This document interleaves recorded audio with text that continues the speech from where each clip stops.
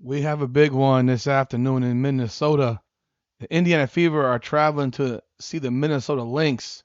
24-6 Lynx, 19-10 Indiana Fever. Fever coming off of a 5-game winning streak. Minnesota's doing a lot of work, folks. And this is going to be a big, big matchup, especially for the Fever, because the Fever are going on the road. This is the last of a 3-game road trip following the All-Star break, and they need to prove something. They have a lot to prove, not only to them, not only to the league or to people, but really to themselves, because they've got a lot of wins over a lot of bad teams. And I've said it for a minute now. They've only got 4 real wins, in my opinion, 4 good wins, and this is an opportunity to have a really big win. I mean, this would be as big of a win as they could possibly come up with in Minnesota against the Minnesota Lynx. Let's talk about this game. Welcome back, everyone, to Indiana Fever Unfiltered, powered by Come On Now, the podcast. I'm your host, Rudy Rodriguez Showmont. Hit that like button, subscribe to the channel, ring the bell, leave your comments. Appreciate y'all jumping on board. Caitlin Clark is rolling on a heater. 5 games, 29 points, 9 assists, 56% shooting, and she's getting largely criticized by the haters in the congregation who say, oh, well, she's not playing good team or what have you. These have been bad teams. You play the hand you're dealt, man. It's just that simple. You play the hand you dealt because there are plenty of players that have played recently against, let's say, Seattle, for example, who have not played good games, but no one says a word about it. So we all know what the hate is. The hate will always be there.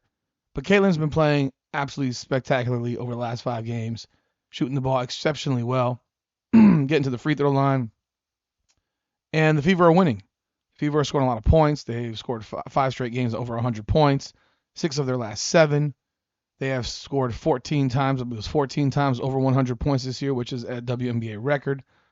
Now, right behind them, Minnesota Lynx are second in the league in 100-point games. These are the 2 highest scoring teams in the WNBA. The Fever averaging 96.4 points, while the Minnesota Lynx are averaging 92.2 points. But the difference in this game specifically is going to come down to defense. Can the Indiana Fever get some stops? Because we've seen quite frankly, all season that they can't stop anybody, realistically. Now the question then becomes, do they make their offense their defense? How high of a tempo do they try to push? Because if there's one team in the league that can match the tempo, because they are small, is Minnesota. This is a matchup game. This is a matchup situation. And honestly, this is the one team I think the Fever actually match up pretty damn well with the Minnesota Lynx, because the Lynx aren't big. They're talented as hell, but they're not big. They are not. They have no size up front. Their big is Natasha Howard. She's 6'2". Nafisa Collier is 6'1", and she typically plays bigger than she is in size, but she's been pushed outside with the fact that Natasha Howard is now on this team. And so you have to ask yourself, how will she do in this game? Obviously, this will be, I think, her 3rd game. It'll be her 4th game back. She's currently averaging 18.3 points, so she's playing well. But it is a gradual thing to get used to again. And these 2 teams are very, very evenly matched when it comes to skill in their first 5. Or at least for Indiana, the first 4. Because they have skill in... Let me take that back. Their first 3. Because I think when you look at Minnesota, they can get buckets from anybody in their first 5. The Fever can get buckets from people in their first 3, and I believe Sophie Cunningham will be the 4th option to get buckets, but she is not on the level, nowhere near the level of Olivia Miles, Collier, Howard, Courtney Williams, or Kelly McBride. So this is a matchup thing, and the Fever are going to need huge performances by Caitlin Clark, Kelsey Mitchell, and Aaliyah Boston, and they're going to need a 4th option, a 4th player to have a big game. Do I expect this to be a low-scoring game? Absolutely not. I believe this game will be a very high-scoring game, probably both teams breaking 100. But what you have with Minnesota is a team that actually does make stops. They have one of the better defenses in the WNBA, actually, giving up only 82.8 points per game, which is actually 2nd overall in the league behind Golden State, They're 82.8. Yep. They are second in the league in defense, whereas the Indiana Fever would be fourth worst. Yeah, you got LA, Toronto, Portland, and then the Fever. So the Fever are the fourth worst team defensively when it comes to points per game. Points per game, and we've seen it all year. They get scored on by everybody. So realistically, this is a matchup situation. So let's look at the matchups. Kelsey Mitchell. I would say it's Kelsey Mitchell, Courtney Williams. That's a matchup that I think the Fever can feel confident that they are going to win. They have the advantage with that matchup with Kelsey Mitchell over Courtney Williams. As good as I think Courtney Williams is, Kelsey Mitchell is very efficient. She scores at a high rate. She obviously leads the team in scoring 23.6 per game, 23.6 points per game. But beyond that, she doesn't do a whole lot more. She doesn't get a lot of assists. She doesn't get a lot of rebounds. And Courtney Williams is a better defensive player than Kelsey Mitchell. Let's say you take Kelsey Mitchell in that matchup. Obviously, the matchup that everyone's going to want to see is the Caitlin Clark, Olivia Miles matchup. The question I do have for this one is, will they actually have Caitlin Clark guard Olivia Miles or attempt to guard her? I'd be interested to see if the Indiana Fever decide to go into a zone, because I think a zone would be the best defensive attack against the Minnesota Lynx, because you don't want to have your best player get into foul trouble, because there's no one on this team that you can really hide Caitlin Clark from defensively. Who are you going to put Caitlin Clark on? Caitlin Clark is going to have to guard somebody. So is it Olivia Miles? Is it Kayla McBride? Is it Courtney Williams? Courtney Williams is way too fast for her. Okay? She's not going to guard Nafisa Collier. She's not going to guard Natasha Howard. So you're looking at one of these three guards. She's going to have to guard somebody and do it without fouling.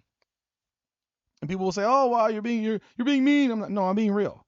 I'm being really real. That's why I think they should consider going to a zone, because it will protect her and Kelsey Mitchell.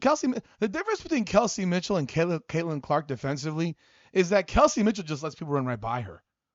That's really the biggest difference. Is that Kelsey Mitchell doesn't even attempt to guard them. When she gets blown by, she just gets blown by. She lets them go.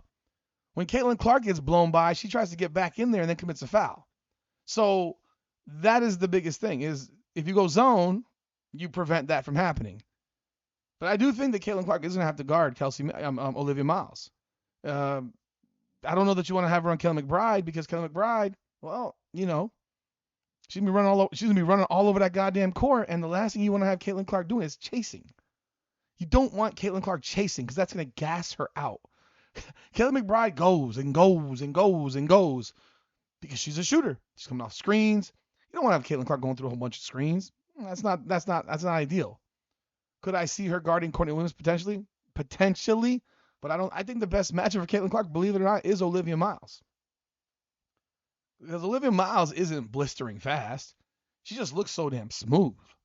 So that matchup is going to be very, very intriguing, because this is going to be the first chance we get to see Olivia Miles and Caitlin Clark.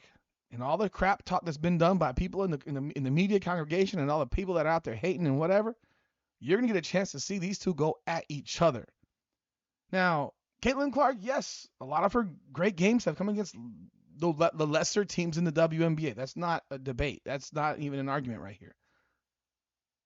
So having a game against a Minnesota Lynx team where they're one of the second best defensive team, you're on the road. Can Caitlin Clark bring you a 25-10? If Caitlin Clark can go bring you a 25-10, shooting 50% from the floor and 50% from three, and limit turnovers to maybe 4, you got yourself a good opportunity to win. Now, question becomes Olivia Miles. What does she bring? Because, quite frankly, she is fabulous. She's an excellent player. But you also know that with the where did I have it right here? If you look at I brought the wrong screen up. Sorry about that. If you look at Olivia Miles, she had 13 points against Seattle, 24 against Toronto, 16 versus Toronto. Her numbers have gone down a little bit since Nafisa Collier got back. I mean, you can look at it. You can do the math. 11, 27, 51. She's averaging about, what, 16, 17 a game? 16 and a half a game since Nafisa Collar came back. That means her points per game have gone down. She had 0 assists in their last game against Toronto. I mean, it was a wipeout, but she had 0 assists in that game. And her shooting percentage has also gone down since Nafisa Collier returned. She is now also shooting under 50%. Remember, I told people beginning of the year, she's not going to shoot 57% for the season.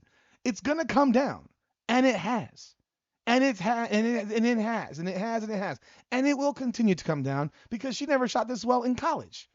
She's at 49.2%, 37% from three. So all those numbers that were looking crazy at the beginning of this season, they are moving in the other direction. These are facts. We're not making this stuff up. So her numbers are coming back to a norm. I would expect that by the end of the year, she's probably shooting 46, 47%, 45, 45 to 47, somewhere in the range of where she was in college. And I would expect that her points per game will probably come down to about 18 because, let's be real, Nafisa Collier still remains the Minnesota Lynx best player. And the Lynx, as good as they've been, would not win a championship without Nafisa Collier. So they're still in the process of figuring themselves out, figuring out this new, chemistry and so forth. Now for the Indiana Fever, Aaliyah Boston, she's day to day. She bumped her knee hard against Seattle, but she did play against Portland. She has got to play well. She has to play, and she has to play well. You need a big game from Aaliyah Boston. Look, this game is at 1 o'clock. It's on national TV. Everybody's going to be watching it. You need Aaliyah Boston to be you need a 20-plus game from Aaliyah Boston. You need a double-double, 20 and 10 from Aaliyah Boston. You need her to be on it. You need her to force action. You need her to make life miserable for either Natasha Howard or Nafisa Collier. I don't know who's going to guard her. She's 6'5". Howard's 6'2". I would presume Howard will guard her initially because you don't want to get foul trouble. They don't want to have foul trouble. Minnesota doesn't want to have Nafisa Collier getting into foul trouble. I think that's critical. You really want to have Aaliyah Boston get off early. I think Aaliyah Boston getting off early is the most important thing for the Indiana Fever in this game, believe it or not. I would dump the ball into paint immediately. I would let her go to work. I would have her go to work, and that's what they need. Because if she doesn't play well, the Fever do not win this game. Forget it. You can forget about it. If you don't get at least her 17 points per game average, if you don't get that, the Fever will lose. I don't care what Kelsey Mitchell and Caitlin Clark do. They will lose. Now, that's my hot take, and you can take it for what it's worth. Then you have so those are the three for Indiana.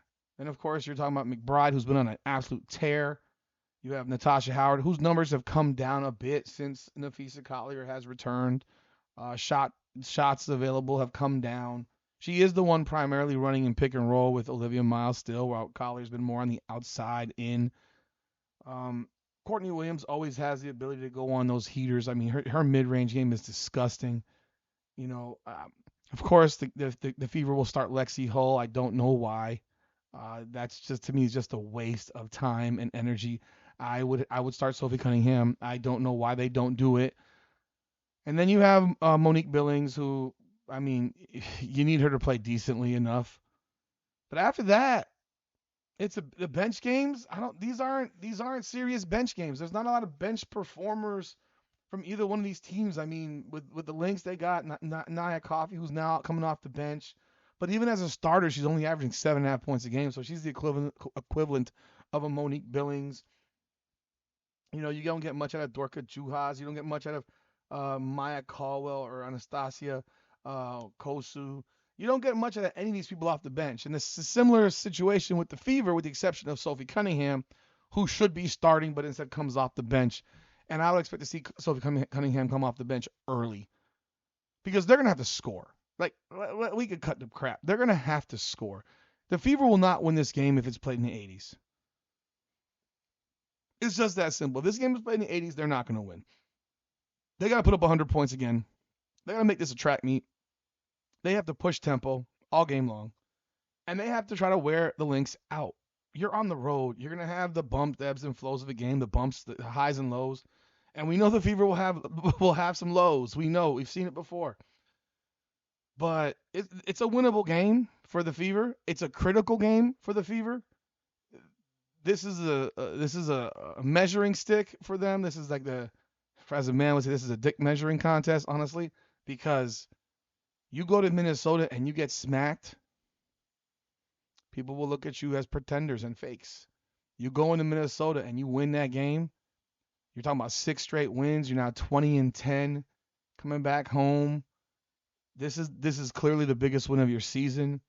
It's against a fully stocked Minnesota team. I think it's another one that's important for the Fever would be Michaela Timpson. She needs to be out there and be athletic. We already know that Raven Johnson's getting no play.